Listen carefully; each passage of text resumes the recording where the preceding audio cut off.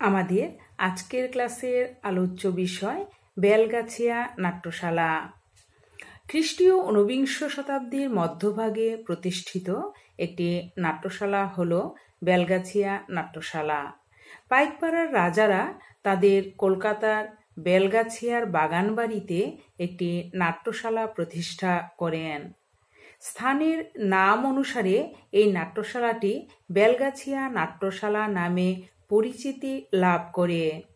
এই নাট্যশালাটি স্থাপিত হয়েছিল পাইকপাড়ার রাজা প্রতাপচন্দ্র সিংহ এবং তার ভাই ঈশ্বরচন্দ্র সিংহের উদ্যোগে। বেলগাছিয়া নাট্যশালা নির্মাণে অন্যতম পরামর্শদাতা ছিলেন মহারাজ যতীন্দ্র মোহন ঠাকুর। কিন্তু নাট্যশালা নির্মাণই শেষ কথা নয়, এর মঞ্চায়নের জন্য চাই নতুন নাটক, নতুন কাহিনী, কিন্তু ইংরেজি নাটকের অনুবাদ নয়। নাট্যশালার কর্ণধাররা ঠিক করলেন সংস্কৃত নাটকের অনুবাদকে মঞ্চে আনবেন তারা। সেই ভাবনা থেকেই বেছে নেওয়া হলো শ্রীহর্ষের রত্নাবলী। শ্রীহর্ষের রত্নাবলী অবলম্বনে এই নাটকটি রচনা করেছিলেন রামনারায়ণ তর্করত্ন মহাশয়। শৌখিন নাট্যশালাগুলির মধ্যে বেলগাছিয়া নাট্যশালাটি শ্রেষ্ঠ বলা যেতে পারে। এমন রমণীয় মঞ্চসজ্জা, গীত, বাদ্য এবং উচ্চাঙ্গের অভিনয় এর পূর্বে আর কোনো নাট্যশালায় দেখা যায়নি। পাইকপাড়ার ধনাঢ্য রাজাদের বাগানবাড়িতে বিপুল অর্থ ব্যয়ে বেলগাছিয়া নাট্যশালাটি নির্মিত হয়েছিল। রাজা প্রতাপচন্দ্র ও রাজা ঈশ্বরচন্দ্র সিংহের ঐকান্তিক প্রচেষ্টায় এবং মহারাজ যতীন্দ্রমোহন ঠাকুরের পরামর্শে ও উপদেশে এই নাট্যশালাটি প্রতিষ্ঠা হয়। বহু নব্যশিক্ষিত বাঙালি এর সঙ্গে এই নাট্যশালাটির সঙ্গে যুক্ত ছিলেন। শ্রীহর্ষের রত্নাবলীর রামনারায়ণ কৃত বাংলা অনুবাদের অভিনয় দিয়ে 1858 সালের 31 জুলাই এই নাট্যশালার উদ্বোধন হয়। এর অভিনেতারা ছিলেন সকলেই ইংরেজি শিক্ষিত বাঙালি। মধুসূদন দত্তের সহপাঠী গৌরদাস বসাকের স্মৃতি কথা থেকে এখানকার নাট্যশালা এবং তার অভিনয় সম্পর্কে অনেক কথা জানতে পারা যায়। অষ্টাদশ শতাব্দীর মধ্যভাগ, সে সময় 18 শতকের মধ্যভাগ, সে সময় কলকাতায় জনপ্রিয় হয়ে উঠেছে রঙ্গমঞ্চ, কিন্তু সে সময় রমরমা ইংরেজি থিয়েটার। ব্যক্তিগত নাট্যশালাও গড়ে উঠছে। কলকাতার বিভিন্ন ধনী ব্যক্তিদের উদ্যোগে এই ব্যক্তিগত নাট্যশালাগুলো গড়ে উঠেছিল সেই সময়। কালীপ্রসন্ন সিংহ উত্তর কলকাতার নিজের বাসভবনে নাট্যালয় প্রতিষ্ঠা করলেন। সেখানে মঞ্চস্থ হল বাংলা নাটক, কিন্তু তা ইউরোপীয় ধাঁচে। আরও বেশ কয়েকটি রঙ্গালয় কিন্তু সেই সময় পাশাপাশি গড়ে উঠেছিল। এই সমসাময়িক সময়ে উত্তর কলকাতায় গড়ে ওঠে এরকমই এক ব্যক্তিগত নাট্যশালা। স্ফুলিঙ্গের মতো তার আগমন, উত্থান এবং সেভাবেই তার হঠাৎ নিভে যাওয়া। আকস্মিকভাবে নিভে গেলেও সেই নাট্যশালা বাংলার ইতিহাসে মুক্ত ধারার প্রবাহ এনেছিল, বদলে গিয়েছিল বাংলা রঙ্গমঞ্চের ভাবনার গতিপথ। বেলগাছিয়া রঙ্গালয়েই প্রথম ঐকতান বাদন প্রবর্তিত হয়। ক্ষেত্রমোহন গোস্বামী ও যদুনাথ পাল ঐকতান দল গঠন করেন।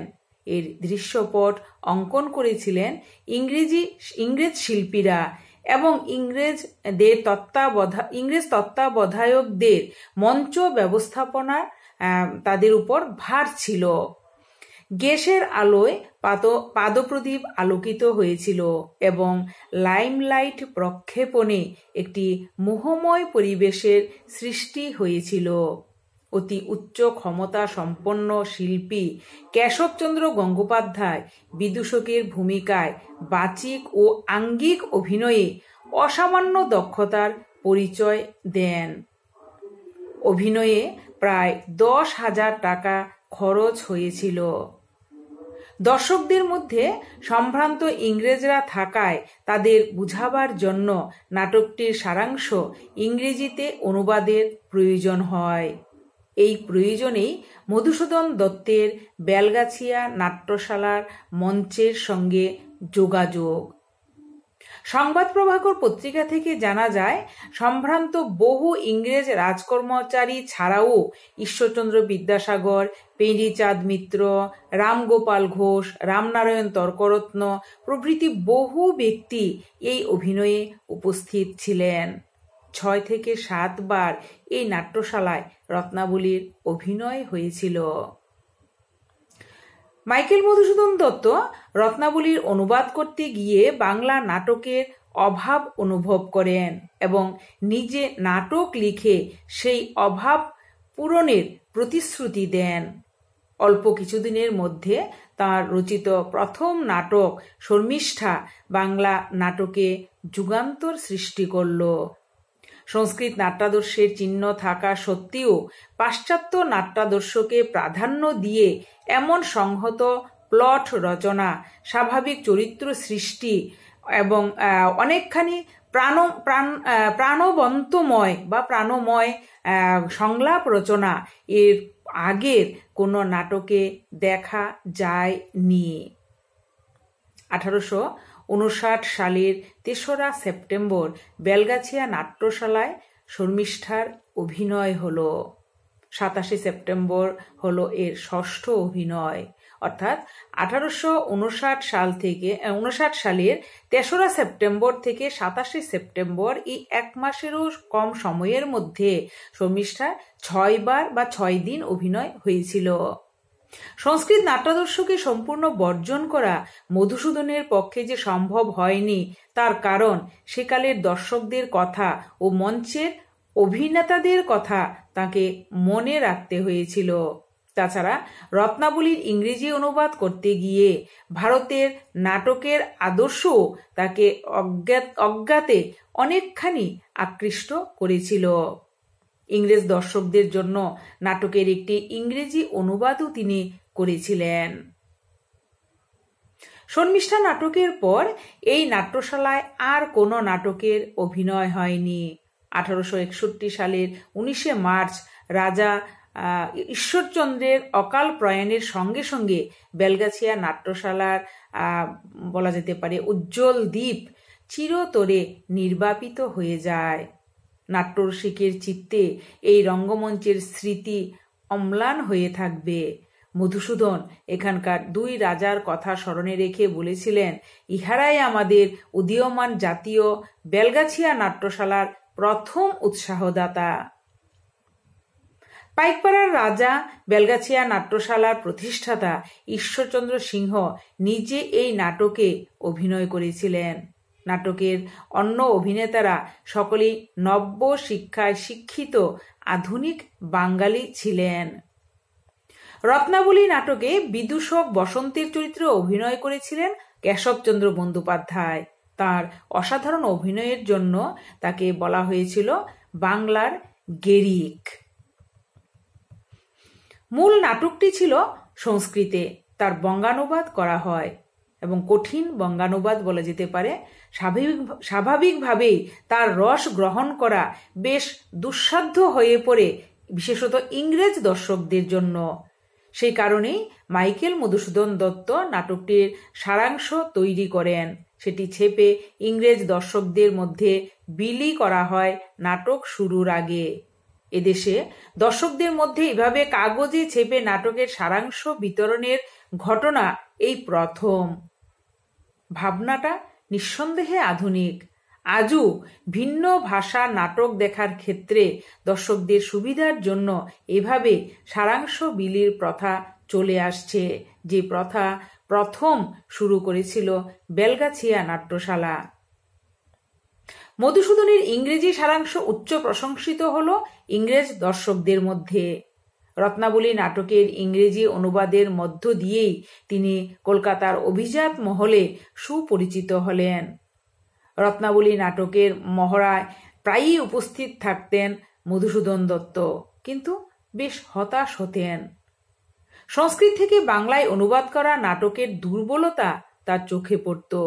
দুর্বল নাটকের জন্য নাট্যপ্রেমী ধনী ব্যক্তিদের অর্থ ব্যয়ের যে তাদের যে চিন্তা ভাবনা বা তারা যেভাবে অর্থ ব্যয় করতেন, তার জন্য মধুসূদনের আফসোসও হতো। সেই হতাশা থেকে বেরোতেই বোধহয় জন্ম শর্মিষ্ঠা নাটকের, মধুসূদনের লেখা প্রথম বাংলা নাটক। প্রথম বাংলা ভাষায় সাহিত্য রচনার মধ্য দিয়ে আধুনিক বাংলা নাট্য সাহিত্যেরও সূচনা করলেন মাইকেল মধুসূদন দত্ত। শর্মিষ্ঠা নাটকের কাহিনী মহাভারতের আদি পর্বের যযাতি দেবযানীর উপাখ্যান থেকে নেওয়া হয়। 1759 খ্রিস্টাব্দে 3রা সেপ্টেম্বর এই নাটকটি এই নাট্যমঞ্চে প্রথম অভিনীত হয়েছিল। সেই প্রথম মৌলিক বাংলা নাটক বাঙালির প্রতিষ্ঠিত নাট্যমঞ্চে। তারপর পাইকপাড়ার রাজাদের পৃষ্ঠপোষকতায় নাটকটি গ্রন্থাকারে প্রকাশিত হয়। প্রিয়নাথ দত্ত, হেমচন্দ্র মুখার্জি, গৌরদাস বসাক, কেশবচন্দ্র গাঙ্গুলি, মহেন্দ্রনাথ গোস্বামী, ঈশ্বরচন্দ্র সিংহ, যতীন্দ্রমোহন ঠাকুর, রাজেন্দ্রলাল মিত্র প্রমুখ অভিনেতারা মুখ্য চরিত্রে অভিনয় করেছিলেন। সঙ্গীত পরিচালনার দায়িত্বে ছিলেন যতীন্দ্রমোহন ঠাকুর। বাংলা থিয়েটারে এই প্রথম ভারতীয় ঐক্যতান বাদন ব্যবহৃত হয়। এতে নেতৃত্ব দেন ক্ষেত্রমোহন গোস্বামী ও যদুনাথ পাল। শর্মিষ্ঠা নাটক বেশ সাড়া ফেলে দিয়েছিল সেই সময়। পুরোদস্তুর মঞ্চ সফল নাটক বলা যায় এটিকে। তৎকালীন সংবাদ প্রভাকর ও হিন্দু পত্রিকায় বেলগাছিয়া নাট্যশালার অভিনয়ের প্রশংসা করা হয়। 1861 সালের মার্চ মাসে বেলগাছিয়া থিয়েটার বন্ধ হয়ে যায়। এর ষষ্ঠ এবং শেষ অভিনয় হয়েছিল 1861 সালের 27 সেপ্টেম্বর। শর্মিষ্ঠার পরে এই নাট্যশালায় আর কোনো নাটক মঞ্চস্থ হয়নি। 1861 খ্রিস্টাব্দে রাজা ঈশ্বরচন্দ্র সিংহের অকাল মৃত্যুর পর এই বেলগাছিয়া নাট্যশালাটি চিরতরে বন্ধ হয়ে যায়। তবু এই বাংলা নাট্যশালার ইতিহাসে এই বেলগাছিয়া নাট্যশালার অবদান অনস্বীকার্য।